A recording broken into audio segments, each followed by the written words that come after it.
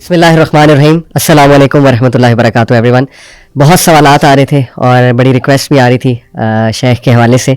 माशाल्लाह आप लोग देखते हैं और बहुत मुस्तफ़ीद होते हैं, लेकिन जिस टॉपिक पे सबसे ज़्यादा रिक्वेस्ट आ रही थी वो यही था कि हालात आज़रा अभी शाम में जो एक पॉलिटिकल सिचुएशन चेंज हुई, फिर गज़ा का मामला वर्सन होता जा रहा है, अल्लाह माफ़ करे, और जिस तरह से बहुत तेज़ी से हालात उम्मत मुस्लिमा के चेंज हो रहे हैं, ओवरऑल ग्लोबली वर्ल्ड पॉलिटिकली बहुत रीशेप हो रहा है, तो इसमें हदीस को देखा जाए और इस्लामिक लिटरेचर को देखा जाए तो क्या रहनुमाई हमें मिलती है और व्हाट शुड बी आर इंशाल्लाह action plan as a family, as an individual इंशाल्लाह ताला।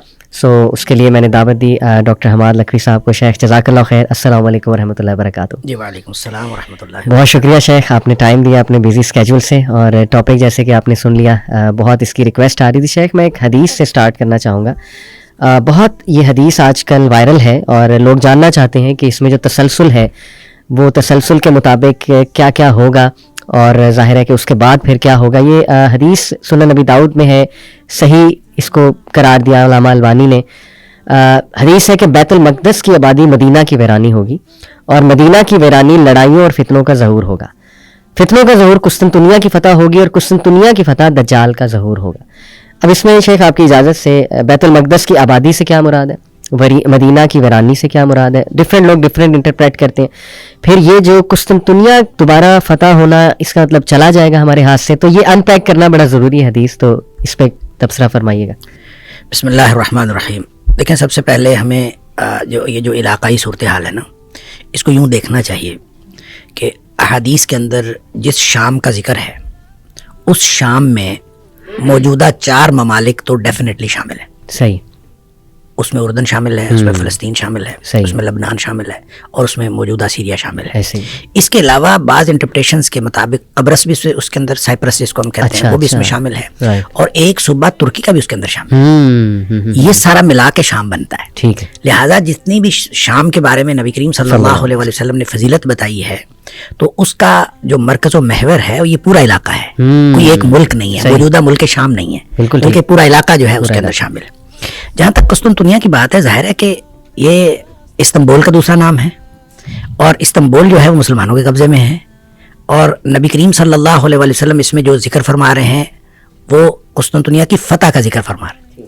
तो इसका मतलब है कि कुस्तुनतुनिया पहले हमारे हाथों से जाएगा, मुसलमानों के हाथों से ये चला जाएगा और ये फिर जाके फ़तह होगा। और इसकी फ़तह के बारे में बाज़ अहादीस के अंदर आता है कि जब कुस्तुनतुनिया फ़तह होगा तो मुसलमान जो हैं वो इस कदर यानी ईमान वाले होंगे और उनका ईमान इस कदर मजबूत होगा। असल में ये सारी चीज़ें रिलेट करती हैं, इसको मैं थोड़ा सा और पीछे ले जाऊँ तो इमाम महदी का जो ज़हूर है, सही, वो फितनों के ज़हूर में इमाम महदी जो है वो आएंगे फितनों के दौरान। उसमें बाज़ निशानियाँ हैं, उसमें मसलन ये एक निशानी ये है कि कोई अरब जो बादशाह है उसका इंतकाल होगा और उसके बाद झगड़ा होगा वहाँ भी, अरब में भी, कि किसको जो है वो बादशाह बनाया जाए। 3 प्रिंसेस का आता है, आपस में झगड़ा होगा।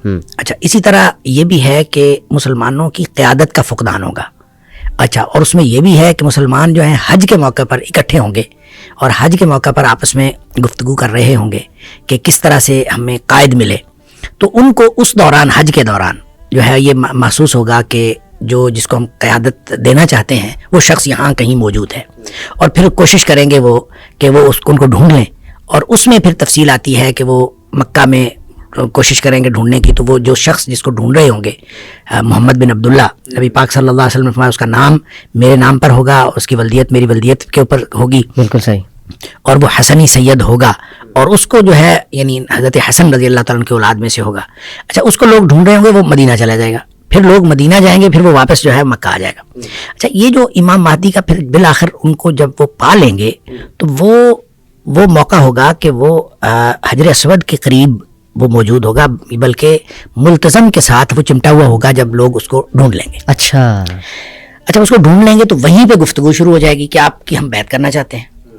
अच्छा, हदीस के जो अल्फाज हैं ना, उससे ही पता चलता है कि इमाम महदी अपने ज़हूर से कबल वो कोई एक्स्ट्रा ऑर्डिनरी शख्सियत नहीं होंगे।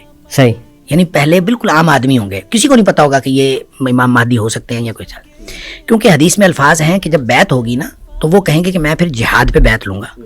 अच्छा, लोग तैयार हो जाएंगे बैत करने के लिए, اس پر نبی اکرم صلی اللہ علیہ وسلم فرمایا فیصلح اللہ فی لیلۃ، اللہ تعالیٰ ایک ہی رات میں ان کو صلاحیتیں عطا فرما دے گا. صحیح. یعنی وہ جو باصلاحیت بنیں گے بالکل ٹھیک، تو وہ ایک ہی رات میں اللہ کی طرف سے ان کو صلاحیتیں عطا ہوں گی.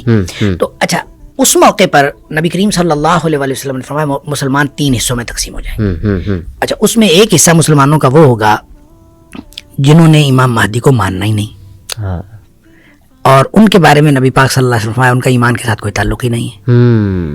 دوسرا حصہ یعنی 3 میں سے دوسرا حصہ وہ ہوگا جو لڑائیوں میں شہید ہو جائیں گے. ٹھیک. نبی پاک صلی اللہ علیہ وسلم فرمایا روئے زمین کے بہترین شہداء ہوں گے. اللہ. اس کے بارے میں بعض روایتوں میں یہ بھی آتا ہے کہ اتنی زیادہ جو ہے وہ قتل عام ہوگا اور اتنی زیادہ شہادتیں ہوں گی کہ بعض روایتوں میں اس طرح ہے کہ ایک آدمی کے 100 بیٹے ہوں گے، 99 شہید ہو جائیں گے اور ایک بچے گا. یعنی اس کا مطلب اتنے بڑے پیمانے پر جو ہے وہ شہادتیں ہوں گی. اور ان کے بارے میں نبی پاک صلی اللہ علیہ وسلم فرمایا کہ یہ روئے زمین کے بہترین شہداء ہوں گے. ایک حصہ جو بچے گا ان کے بارے میں نبی کریم صلی اللہ علیہ وسلم نے فرمایا اس کے بعد ان کو کوئی چیز، کوئی فتنہ ان کے ایمان کو خراب نہیں کر سکے گا، وہ بہترین مومن ہوں گے. اچھا جو قسطنطنیہ کی فتح ہے اس کے بارے میں حدیث میں آتا ہے کہ وہ صرف لا الہ الا اللہ یا اللہ اکبر کی قوت سے اس کی دیوار گر جائے گی، یعنی ان کو لڑائی نہیں لڑنی پڑے گی. اچھا یعنی وہ اس طرح کے مومن ہوں گے کہ جب وہ وہاں پہنچیں گے تو وہ اپنی لا الہ الا اللہ کہتے ہوئے یا اللہ اکبر کہتے ہوئے جب وہ قریب پہنچیں گے تو دیوار گر جائے گی اور وہ فتح ہو جائے گا بغیر کسی لڑائی کے. وہاں جب وہ فتح ہوگا تو ان کو اطلاع ملے گی کہ دجال کا ظہور ہو گیا ہے. اچھا. اور پھر یہ دوڑیں گے پیچھے کو جو کہ دجال کا ظہور ہو گیا. اچھا یہ جو یہ تفصیل ہے تو یہ حدیث جو ہے یہ بھی اسی ترتیب کی نشاندہی کرتی ہے کہ جو بیت المقدس کی آبادی ہے وہ مدینہ کی بربادی ہوگی، اور مدینہ کی بربادی جو ہے وہ خروج الملحمہ، وہ جنگوں کا آغاز ہو جائے گا، اور جب جنگوں کا آغاز ہوگا تو پھر اس کے نتیجے میں فتح قسطنطنیہ ہوگی، اور فتح قسطنطنیہ ہوگی تو اس کے بعد جو ہے دجال کا ظہور ہوگا. تو یہ جو تفصیل ہے، یہ ترتیب ہے، لگتا ہے کہ ترتیب یہی ہوگی، اس لیے کہ جب نبی پاک صلی اللہ علیہ وسلم نے فرما دیا تو یقیناً یہی ترتیب ہوگی. تو اس میں ایک بات بہرحال میں جو آپ نے کہا کہ بیت المقدس کی آبادی سے کیا مراد ہے اور بربادی سے کیا مراد ہے، دیکھیں اس کا ایک تو مطلب یہ ہے کہ ہمیں جو سمجھ آتی ہے کہ بیت المقدس جو ہے وہ اس کے اندر جتنی خرابیاں ہیں، جتنے وہاں پہ کیوس ہے وہ ختم ہو جائے گا. آبادی سے مراد یہ ہے. اچھا. اور یہاں کی بربادی سے مراد ہے جتنا یہاں پہ امن ہے یہ ختم ہو جائے گا. اچھا ٹھیک ہے. خراب ہے نا، خراب. ٹھیک ہے ٹھیک ہے. خراب ہو یا سرب، حدیث کے الفاظ ہے خراب. صحیح ہو. اب خرابی کسی بھی طرح کی ہو سکتی ہے، وہ ایڈمنسٹریٹو خرابی ہو سکتی ہے، مینیجریل خرابی ہو سکتی ہے، وہ نظام کی خرابی ہو سکتی ہے، وہ لوگوں کے ایمان کی خرابی ہو سکتی ہے. ویسے تو نبی پاک صلی اللہ علیہ وسلم فتنوں کے دور میں ایمان جو ہے وہ حجاز کے اندر سکڑ کے آ جائے گا. جس طرح سے سانپ جو ہے سکڑ کے اپنی بل میں گھس جاتا ہے، اس طرح سے ایمان سکڑ کے حجاز میں آ جائے گا. حجاز یعنی مکہ مدینہ. مکہ اور مدینہ. اچھا. تو جب مکہ اور مدینہ میں ایمان آ جائے گا تو اس کا مطلب ہے ایمانی خرابی تو نہیں ہوگی، کسی اور طرح کی خرابی ہوگی، کوئی بد انتظامی ہو جائے گی، کوئی لڑائی ہو جائے گی، کوئی سیاسی ایشو ہو جائے گا، کوئی اس طرح کا ایشو ہوگا.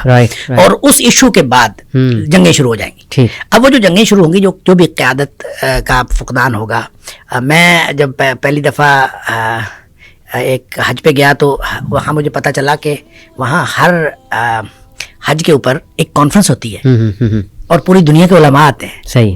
اور میں نے وہ جب وہ معتمر الحج جو ہے وہ میں نے دیکھی تو مجھے فوراً یہ حدیث یاد آئی کہ نبی کریم صلی اللہ علیہ وسلم فرمایا حج کے موقع پر امام مہدی کا ظہور ہوگا اور قیادت کا فقدان ہوگا، علماء آپس میں بات کر رہے ہوں گے. تو میں نے کہا اس کی بنیاد یہ پڑ چکی ہے گویا کہ حج کے موقع پر پوری دنیا کے علماء اکٹھے ہوتے ہیں، تو جب کبھی قیادت کا فقدان ہوگا اور اس طرح کی ڈسکشن ہوگی تو اس کے نتیجے میں امام مہدی کا ظہور بھی ہوگا. تو جب امام مہدی کا ظہور ہو جائے گا تو پھر بہرحال لڑائیاں ہوں گی، اور وہ لڑائیاں کتنی ہیں؟ خروج الملحمہ. ملحمہ سے مراد بہت بڑی جنگیں، جنگوں کا ظہور، اور وہ کتنی ہونی ہے اللہ کو معلوم ہے، کتنا عرصہ ہونی ہے اللہ کو معلوم ہے. یہ وہ انٹرپریٹیشن ہے جو ہماری سمجھ میں آتی ہے. ویسے میں ان ساری باتوں کے بارے میں جو مستقبل کے حوالے سے نبی اکرم صلی اللہ علیہ وسلم نے فرمائی اس کے بارے میں ہمیشہ یہ بات عرض کیا کرتا ہوں کہ ہمیں اس کے بارے میں حتمی تعین کی بات نہیں کرنی چاہیے، اور حتمی تعین کیا بھی نہیں جا سکتا. ہو سکتا ہے نبی کریم صلی اللہ علیہ وسلم نے کوئی بات تمثیلی انداز میں فرمائی ہو سکتا ہے کوئی بات حقیقی انداز میں فرمائی ہو. وہ حقیقی ہو یا تمثیلی ہو، ہم نہ اس کے وقت کا تعین کر سکتے ہیں اور نہ اس کی نوعیت کا حقیقی تعین کر سکتے ہیں. البتہ پاسبلٹیز ہم ڈسکس کر سکتے ہیں، یہ امکان ہے، یہ ہو سکتا ہے، یہ ہو سکتا ہے. صرف یہ کہہ سکتے ہیں اور اصل میں جتنی مستقبل کی باتیں ہیں اور خاص طور پہ دور فتن کی باتیں ہیں وہ اصل میں تو ہمارے ایمان کو بوسٹ کرنے کے لیے اور ہماری رہنمائی کے لیے ہیں کہ جب دور فتن ہوگا، اس طرح کی صورتحال ہوگی تو آپ کو یہ کرنا چاہیے اور یہ کرنا چاہیے، اور آپ اپنے ایمان کو مضبوط کریں اور ایمان کی بنیاد پر اپنی زندگی گزاریں. اصل میں تو ہمارے لیے یہ رہنمائی ہے. باقی رہی بات واقعات کے تعین کی تو اس کا حتمی تعین نہیں کیا جا سکتا.